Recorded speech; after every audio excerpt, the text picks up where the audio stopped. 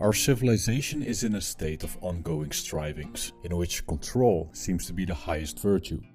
We don't have to look far to observe this. In the workplace, for example, employees are more and more controlled and supervised. Especially now we have the technology to do so. And governments put more effort into tracking their citizens, whether it's through camera supervision or the proposal of a so-called social credit system. Ironically, the latter is a Chinese invention that goes utterly against a philosophy that emerged from the same soil: Taoism. As opposed to a control-obsessed society, Taoism revolves around letting go and going with the flow. At first glance, the act of letting go may seem a form of weakness, but according to the Taoists, by a correct understanding of how the universe works, we can approach life more intelligently, more efficiently, and go with the flow, rather than swimming against it. Therefore, the power of letting go is a form of strength that's based on sophistication rather than force.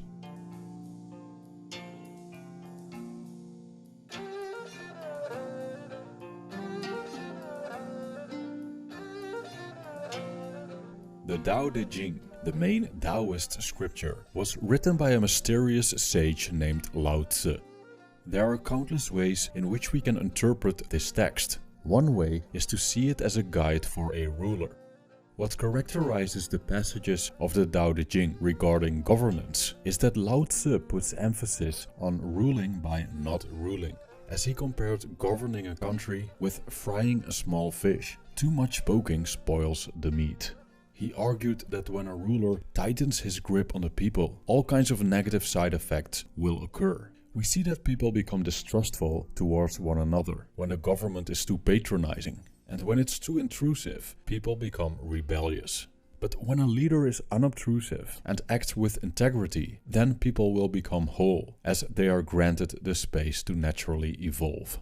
It's clear that Lao Tzu favors a passive form of governance, which doesn't just apply to ruling a state, but also to the governance of ourselves. Because letting things go is the key to let nature do the work, which applies to any level. In this video, I would like to show you several ways in which Taoism shows us the power of letting go.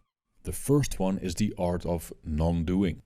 The Taoist concept of Wu Wei can be explained as effortless action, or the so-called flow state, but also as non-doing, or knowing when to act and when not to. When we take a critical look at ourselves, we see that the need for control prevails in many areas of life. We feel the need to control our pets, our children, our gardens, our video games, in some cases our partners, and first and foremost, our future.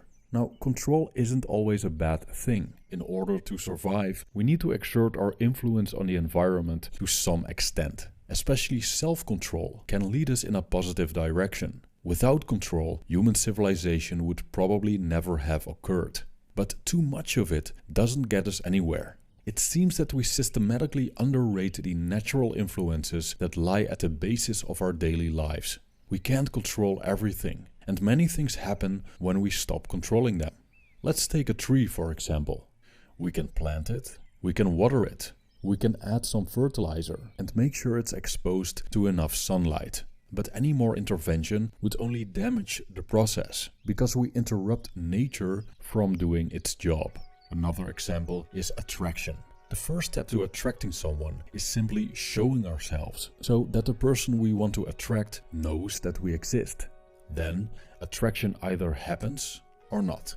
When attraction is there, one can easily blow it by taking too much action. Attraction is a natural phenomenon that is beyond our control. It absolutely cannot be enforced. Instead, it has to grow or erupt spontaneously. And there's only one way to let the seed of attraction grow into a beautiful tree, which is not intervening, aside from the occasional watering. Silence makes the heart grow fonder. That's why letting go is vital in relationships, because by letting go, we give space to the forces of the universe to unfold. After a fight, for example, anger naturally erodes. And when trust is breached, one cannot enforce restoration. It has to grow back naturally. So letting go makes the difference between controlling and allowing. The second one is embracing change. The Taoists were very aware that life unfolds in a constant movement between opposites, between high and low, light and dark, yin and yang. There isn't much we can do about it, and the most efficient way of living is simply moving along with the waves of existence. The flow of life and its transformations are inevitable. Yet we see so many people cling to their circumstances. In the metaphor of the river stream, they hold on tightly to a branch or a rock, afraid to let go, because they want complete control over their position. They simply don't trust the universe. And the consequence of this is a rigid lifestyle. They see life passing them by, including many opportunities for positive change, and they miss out on a lot of fun. As Lao Tzu wrote in the Tao-Te Ching, and I quote, "The living are soft and yielding, the dead are rigid and stiff. Living plants are flexible and tender, the dead are brittle and dry." End quote. There are also those who swim against the stream. They are the biggest energy wasters of them all. Perhaps they see honor and virtue in taking an extremely non-agreeable stance in life. But exercising a constant resistance to how the universe unfolds isn't a very efficient way to live, and most likely makes one worn out and miserable. This non-acceptance of how things are is also the cause of people fighting against themselves. Because of certain societal expectations, people engage in a battle against their inherent nature. Instead of flowing along with the attributes that nature has given them, we could say, follow your strength, instead of trying to repair your weakness. Embracing change also applies to uselessness and usefulness. Taoist philosopher Zhuangzi observed that usefulness depends on the circumstances, as he told about a merchant that tried to sell shirts to a tribe whose members were covered in tattoos and always showed them off by walking around shirtless. To them, shirts are useless, but to us, at least most of us, they aren't useless at all.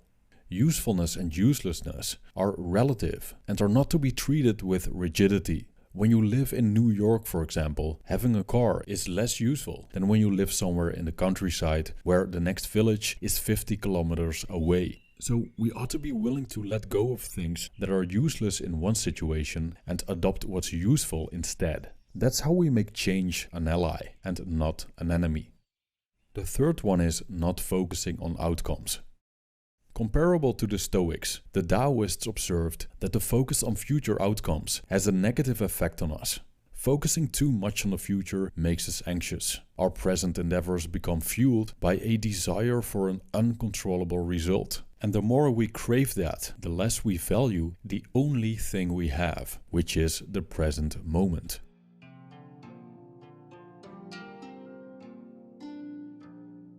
Zhuangzi goes one step further by telling us that the more we value something external, the worse we perform in the present. He tells us about an archer that loses his ability to shoot when he focuses too much on the prize. I quote, "He who is contending for a piece of earthenware puts forth all his skill. If the prize be a buckle of brass, he shoots timorously. If it be for an article of gold, he shoots as if he were blind." The skill of the archer is the same in all the cases, but in the two latter cases, he is under the influence of solicitude and looks on the external prize as most important. All who attach importance to what is external show stupidity in themselves. End quote. Now, this doesn't mean that the people that want external things are stupid. It means that when our minds are in the future, we paralyze ourselves in the present. This principle lies at the basis of the flow state that we see in activities like sports, art, and dancing. When we experience this flow state, we're so immersed in the task at hand that we completely forget about the future. It's like the dance dances itself.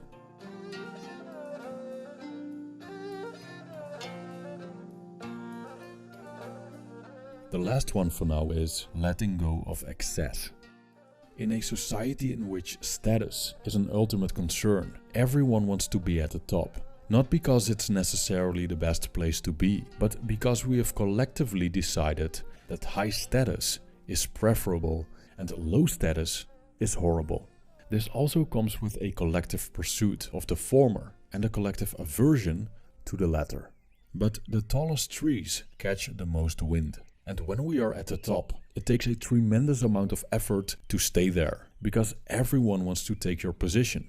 It's stressful compared to the lower regions, in which one lives more privately with less competition, less enemies, and in general, less effort. The other extreme, however, is a place of deprivation. If we deliberately seek the absolute bottom, we become ascetics. Although in a different way, there's still a strong attachment, the attachment to deprivation. The question we can ask ourselves is, what do we truly need? Zhuangzi observed that a bird that nests in the forest wants no more than one branch, and that a mouse that drinks from the pond drinks no more than a belly full. So if we aim for what we need and let go of excess, we prevent possessions from becoming our prison cell, which allows us to travel light. Epicurus observed as well that the basic necessities for life are easy to come by, and that living moderately is the key to happiness. It's a path that's easy and sustainable. As Lao Tzu wrote, those who use moderation are already on a path to the Tao. End quote. When we stop striving, we give nature space to unfold. In trusting the universe and accepting that it's ever-changing lies the opportunity to become loose and supple, instead of rigid and brittle.